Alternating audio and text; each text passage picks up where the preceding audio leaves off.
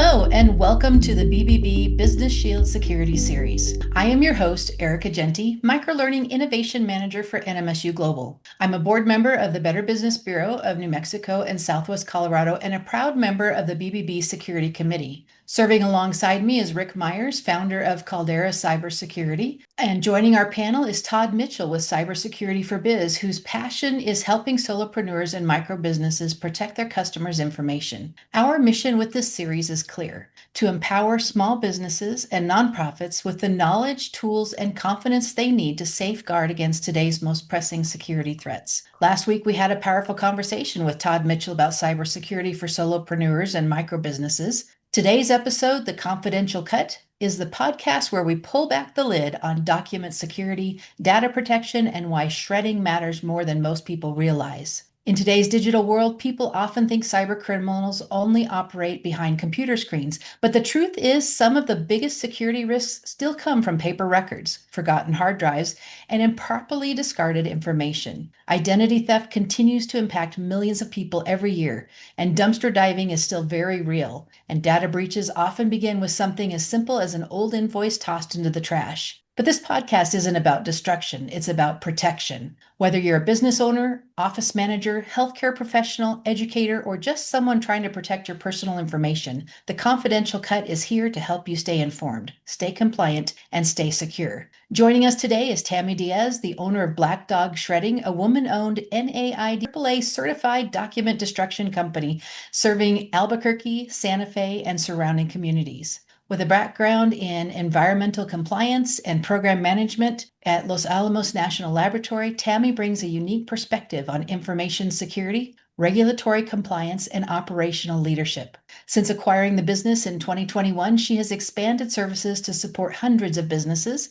government agencies, and residents with secure on-site mobile shredding and witness destruction services. Tammy is passionate about educating organizations on protecting sensitive information while building community-focused businesses. So let's get started. Tammy, will you start off by telling why shredding is so important to businesses? Yes. Hi.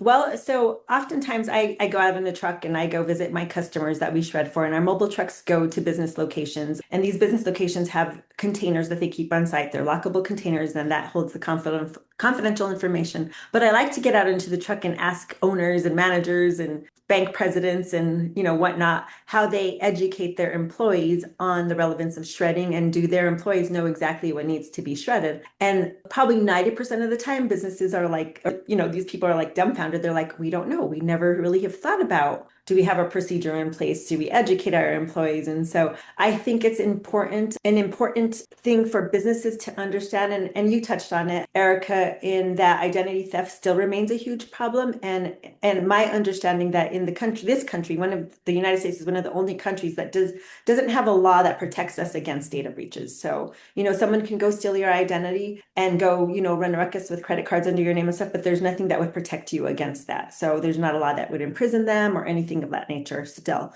And so I think, HIPAA, FAFTA, all of those laws, although it's not required to physically destroy paper, it's recommended. If you look at those laws for HIPAA, FAFTA, GLBA, all of those things, they recommend paper destruction by shredding. And so businesses then, they're required to understand what that means. And so I think businesses, more importantly, should understand what needs to be shredded, what employees should understand what needs to be shredded, and they need to educate them. Because I think, if I were a bank teller and I came in and I had no idea that a social security number or an address even needed to go into a confidential storage where it'll eventually get destroyed, that's a problem for the bank entity in itself, right? So I think it's important that businesses ask the right questions, get the right tools in place, set up shredding services with a company that does actually go shred on site, where somebody can come out, witness that destruction, ensure that that material is destroyed, and then receive their certificate of destruction, because that's what supports them. That's what they fall back on. They can very well go back and say, well, if we have a data breach, it's Black Dog Shredding's fault because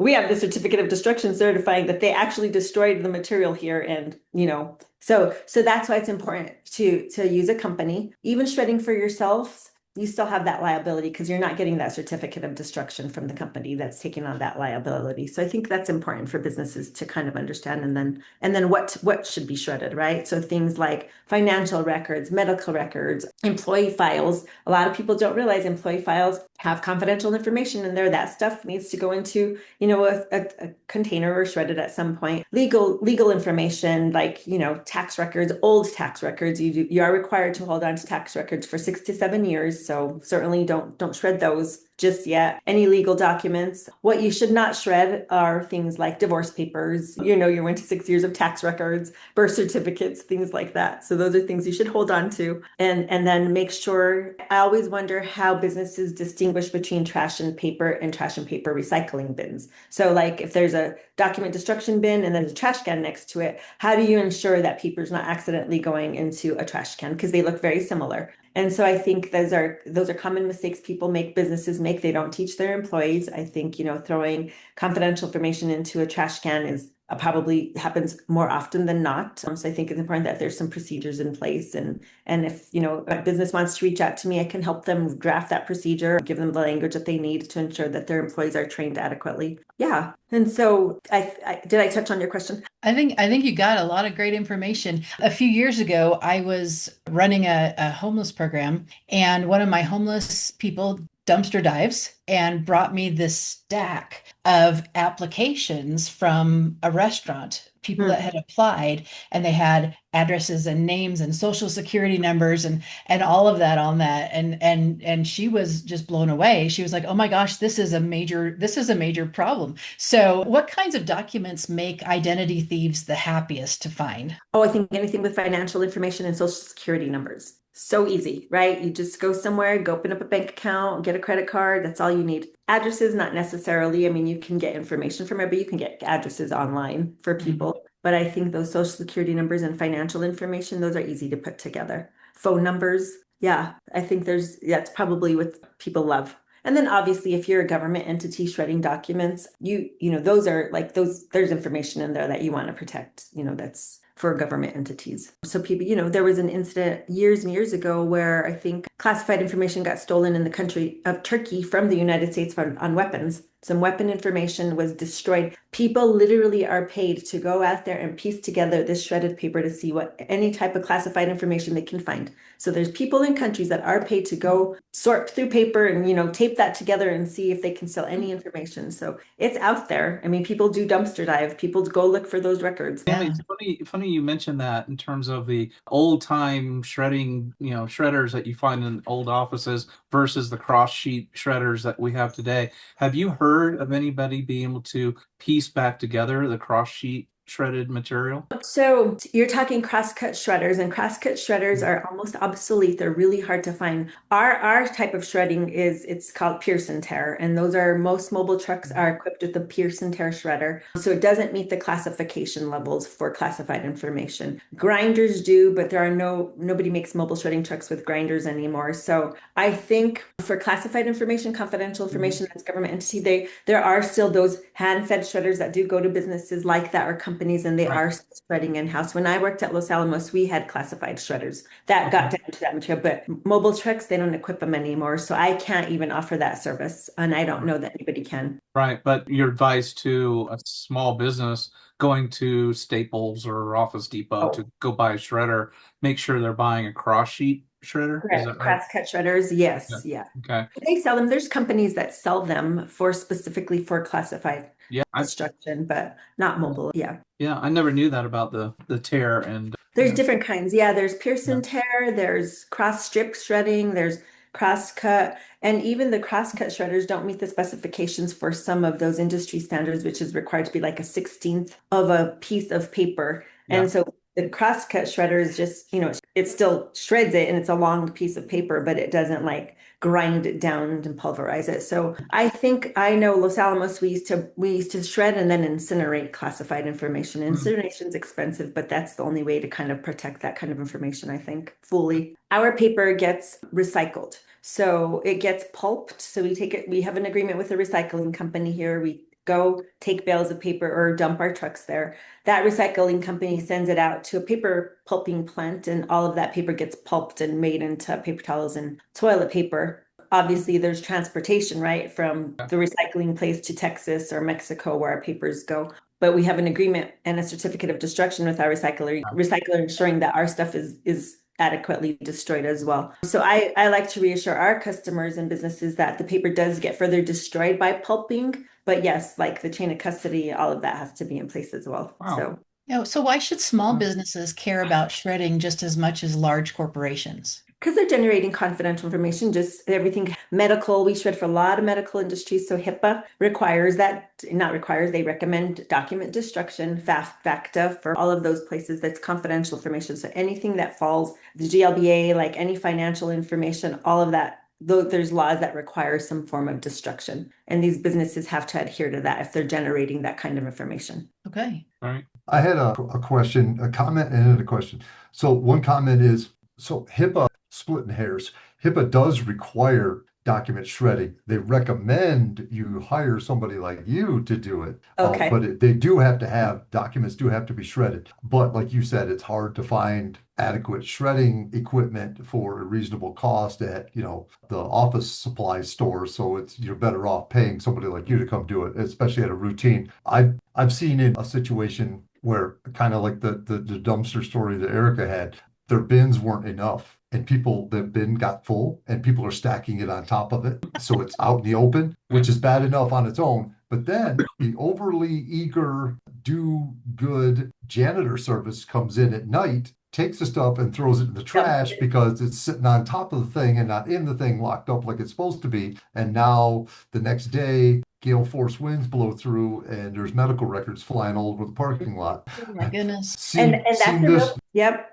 Yep. Yeah, it happens a lot. I encourage our customers not to store material on top of the container until my drivers are there. So I'm like, keep it in a locked closet, wherever you need to keep it. Don't put it out. But that's a common thing. And I also encourage my customers, because they pay for our services and they're like, well, our container's not full yet. And I'm like, it's not about volume. It's about getting rid of confidential information. So never think about paper destruction and filling up that container to, reach that maximum capacity of the container before destroying it. It's about destroying confidential information in a timely manner. And literally they recommend you don't hold on to confidential information for longer than 30 days in your place. So you get a container and you should, if you're a quarter full on your container, you should destroy it. It's just it's a liability, right? Especially as business owners, you don't want that liability. I don't want that liability. I'd be done. I'd go under if I had a data breach or something like that. I don't want that liability. And you're right, Todd. I thought I read in HIPAA that it was recommended and not required, but you might be right. I haven't looked back at that law in a minute. Yeah, it's required to do cross-cut shredding, but it's not, and it's recommended that you go above and beyond that and hire somebody else that can have them manage to get because if you cross-cut shred yourself, technically you met the destruction. Correct. And what do you do with the shredded But paper? you don't have any proof because you can't give yourself a certificate. Yeah, and I think that's the primary reason. I know one of the businesses I shred for, they own several locations. I won't state with the businesses, but they decided they wanted to save money and buy hand shredders for their various locations. Well, the state came back and said, no, you can't do that. You need to utilize a company that will destroy and provide you that certificate of destruction because you can't provide that to yourself. And then where does your paper go? Like if you're putting that shredded paper in a plastic bag and you're putting it on the curb for the recycling company to pick it up, how do you demonstrate that shredded paper got picked up by, waste management? Where did that paper go? How is it further destroyed? Whereas they can come back at me and be like, hey, Tammy, where's your agreement with your recycling company ensuring that, all of this material got sent off? So I think it's just that protective mechanism that you want in place. And we're NAID AAA certified. That's not a requirement for shredding companies. I'm NAID AAA certified for mobile shredding. All that really does is teaches me as a shredding company or owner of a shredding company that my employees are trained adequately to handle confidential information. So it makes me put procedures and policies in place so that I can go back and say, well, no, we're NAID AAA certified. So my employees are background checked. They're drug screened. They are trained. They are required to do this training every year with confidential information. They can't take photos of anything. Like, they're all adequately trained. So I can at least protect myself and say, we didn't really have a data breach here because my employees are trained because of these rules. So that's what the certification means. It doesn't really help a business, only in the sense that they could say, well, we used an AAA certified company to destroy our material. So if somebody has a room full of old hard drives and stacks of paper files that they need to clear out, how do they reach you? What's the first thing they should do? What's it look like once you bring them on? Well, so they should certainly give me a call, and then we'll get them scheduled to go pick up. So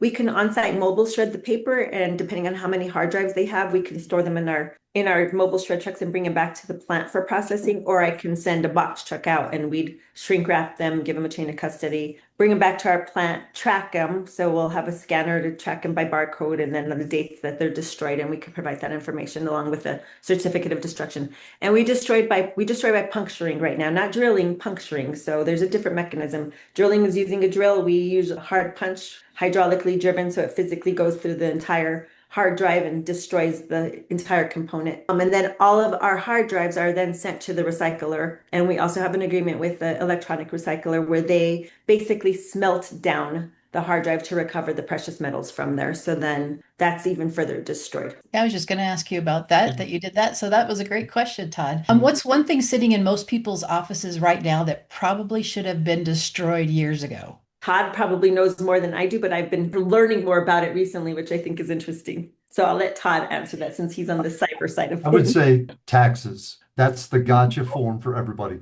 I use that as a gotcha question sometimes, but when I'm speaking to a room full of people, I'll ask them, hey, do any of you have a piece of paper where you wrote down name, address, phone number, social security number, date of birth of you and everybody in your house? And they're all like, no, never do that.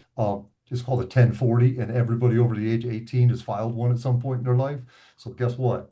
And they already know how much money you made, and you want to get your refund quicker, so you give them your bank account number. I mean, it's like literally everything you need to take over your life on one piece of paper. Oh, I was thinking more like servers and old hard drives. I didn't think about taxes. Well, that too. That's a good point. Yeah. And any What did you say? electronic. 6 years is how long you have to keep them? So the IRS said 7 for the returns. Yeah. Okay. 6 to 7. They encourage 7, but yeah. Yeah. So I always err on the side of caution in 7. So you know what? I think I have them all the way back to when I first got married. I do too. Don't need them.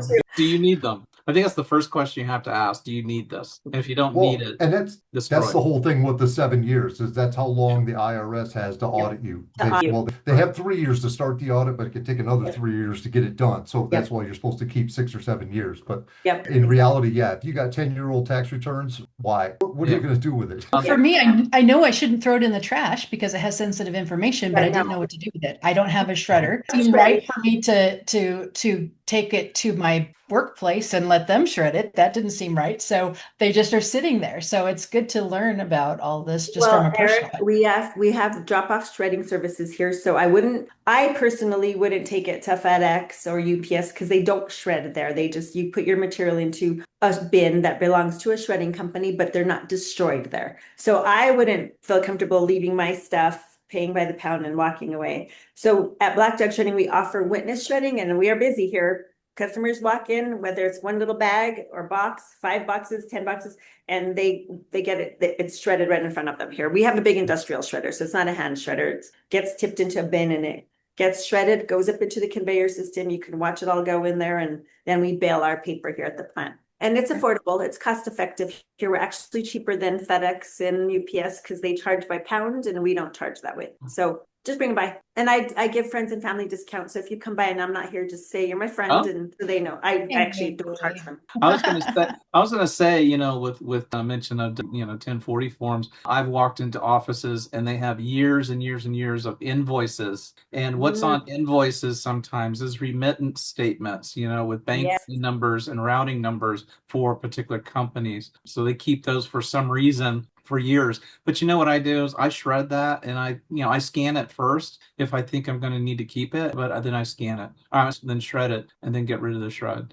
So that's another thing that hangs around offices. And then the other thing that I see hanging around offices is client details whether it's, it might not necessarily be PII, but it could be something proprietary to that customer, something confidential, and you don't want that sitting around where that might be compromised in some way. Yeah. What do you do with your shredded paper, Rick? Well, since I'm in a home office, now I'm going to bring it down to black dog shredding. Yeah, There's some offices that do that. We just throw it in our truck when we go to the recycler. Yeah, I always have this guilty feeling because I do the cross-cut shredding, but then I put it in I can't put it in the recycle bin, so I have to put it in the trash, but that just doesn't make sense to me. So thank you for pointing that out as a service, because I would definitely want to do that. Yeah, and we don't charge for that. We'll take your paper and it just goes to our recycler when we take loads. Yeah, it's usually like a 5-pound bag. Yeah, we get customers that bring them all the time. And we're happy to take it. Oh, that's wonderful. Thank you. That's a great service. And we get paid for it. So paper's a commodity, so it's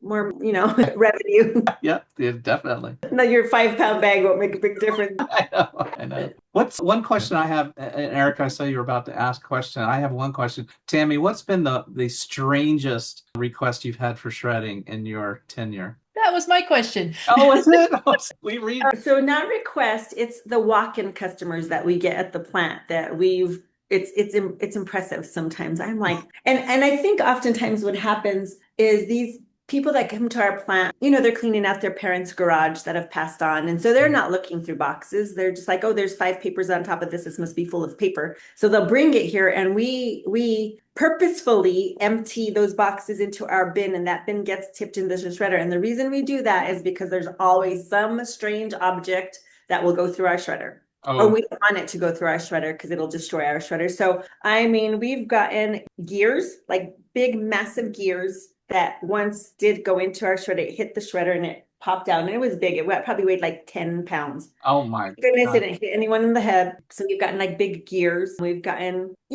other toys, like adult toys. We get those all the time, and we're like, dude, it's so funny. Oh yeah, we get those. It's crazy. My employees are always mortified. They're like, because we have to ask them, like, do you want this back? Like, oh, that wasn't out. That's not mine. They'll say, that's not mine. I don't know where that came from. So we get that quite often. What else have we got? Rocks. We get rocks. We've gotten bullets that have gone through the shredder. Thankfully, didn't start fires or anything like that. Yeah. But yeah. So probably the strangest I would say is like some sex toys that I'm like. Okay, thank you. It makes it awkward for everyone. Yeah.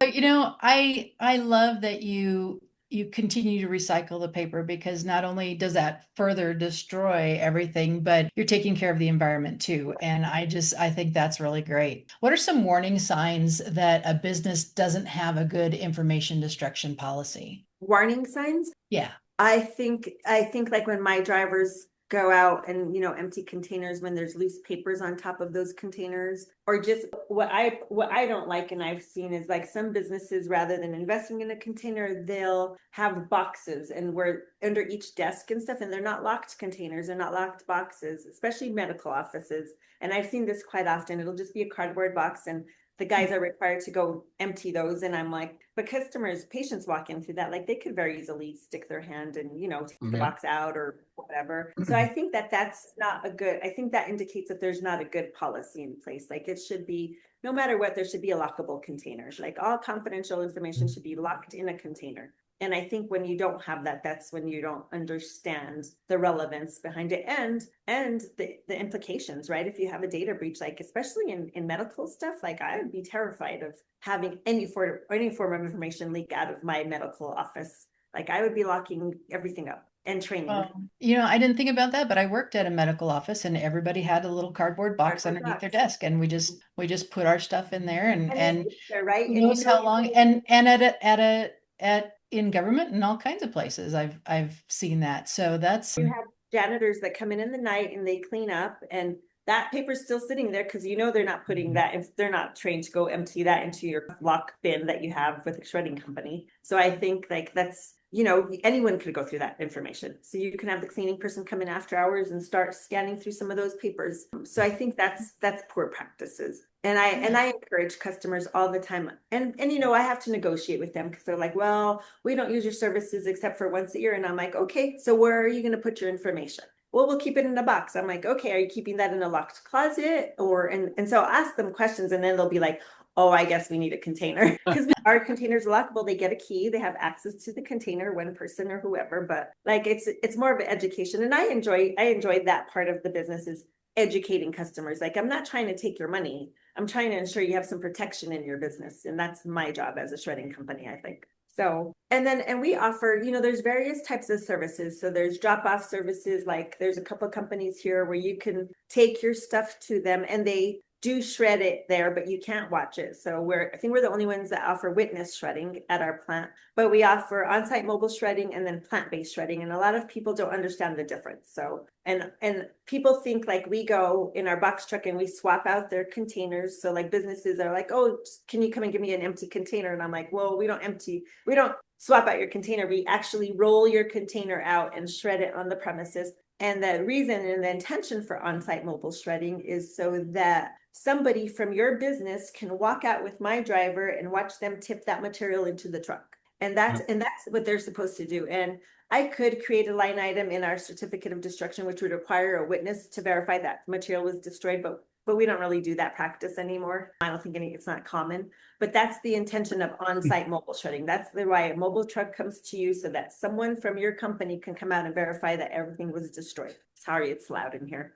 I'm at the plant, so. No, I don't hear. If listeners were to take one thing away from today's episode, what would it be? I think asking the right questions from your shredding company, not just looking for cost savings. I think asking if I were a business setting up shredding services with a company, I'd want to know if I received a certificate of destruction, where does my material go? Do you hold on to that material in your plant for 7+ days? Because you're not supposed to per requirements. You're supposed to destroy within 72 hours. And then where does that shredded paper go? And then how frequently should I be shredding my material? Like, how frequently can you get me scheduled? How frequently should I shred it? And I would also ask, do you have a procedure in place I could use for training purposes? Like help me teach my employees, So I think those are important questions. Those are great questions. What a great conversation today. Thank you for joining us for the Confidential Cut. This episode of the BBB Business Shield Series explored why shredding is important for businesses. Remember, protecting information isn't just good business, it's peace of mind.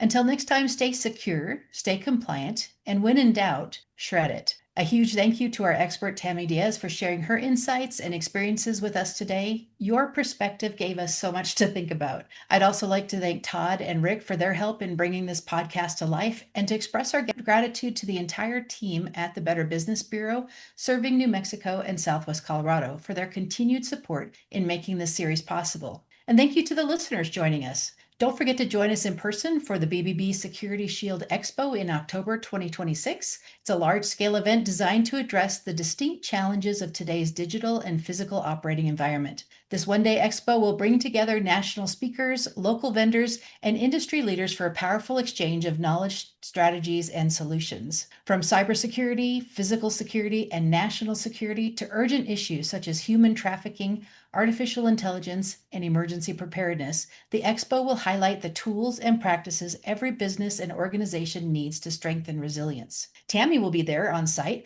with one of her trucks to offer free shredding to attendees. Your business is worth protecting. Don't wait until a crisis strikes. Get informed, stay prepared, and build resilience with the BBB Business Shield Series. I'm Erica Genty, and thank you for listening to the Confidential Cut.